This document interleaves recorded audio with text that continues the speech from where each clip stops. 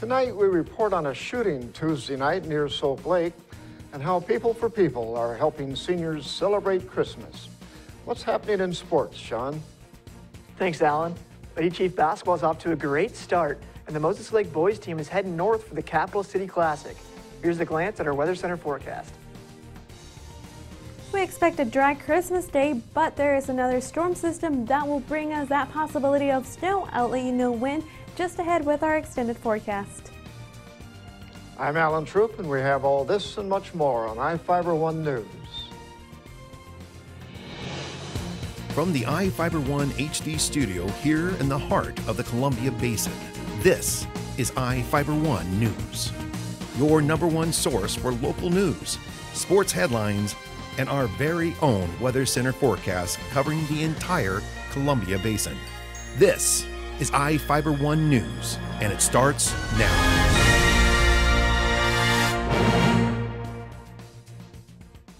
A man was allegedly shot in the abdomen by his wife after an argument on Tuesday afternoon. Grant County Sheriff's Office deputies responded to an emergency call at around 2 p.m. to a home in the 18,300 block of Division .5 Road Northeast, which is south of Soap Lake.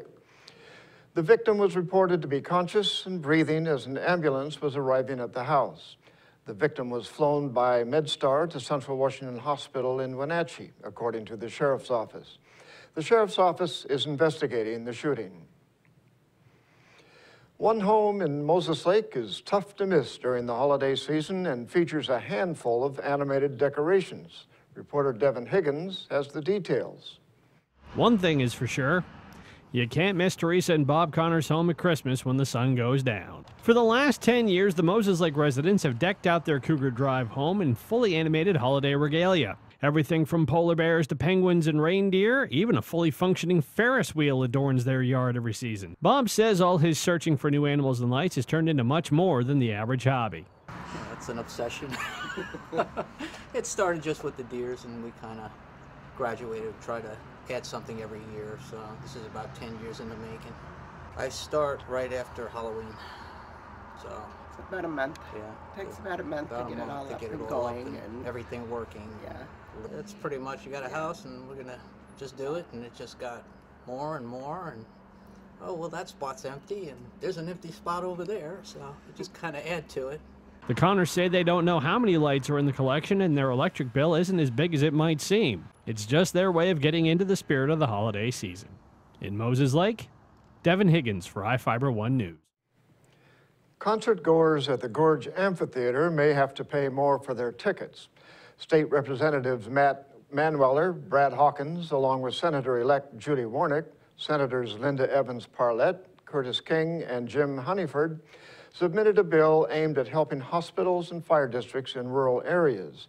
Manueller began working on the House bill in the spring after reports of how the concert goers at the amphitheater cost the hospital district roughly $400,000 in unpaid medical bills during the concerts.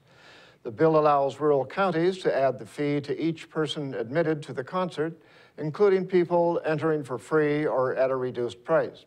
The bill will allow Live Nation to keep 5 cents for each dollar they collect. The hospital district would receive 65% of the fee, and the fire district would receive the remaining 35%. The Soap Lake City Council plans to take another look at its 2015 budget.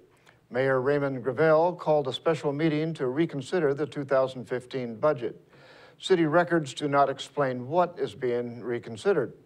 The meeting is scheduled for 1 p.m. on Friday at Soap Lake City Hall, located at 239 2nd Avenue Southeast. The City Council approved a $3.8 million budget during its previous meeting on December 17th.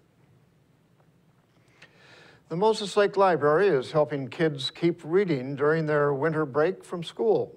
The season's reading program has 40 children, from toddlers to middle school students, taking part by tracking how much they read.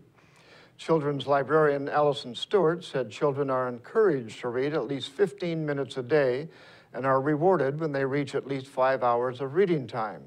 They receive candy and coupons for ice cream. The library continues accepting participants in the program. For more information, Call 509-765-3489. And now we take a look at people being sought by law enforcement.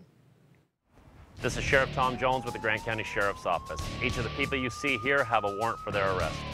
If you see any of these people, we ask you do not attempt to detain or apprehend them, but call us at 509-762-1160 or send us an email at crimetips@co.grant.wa.us.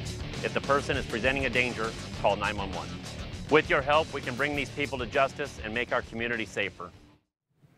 Short break. We'll be right back.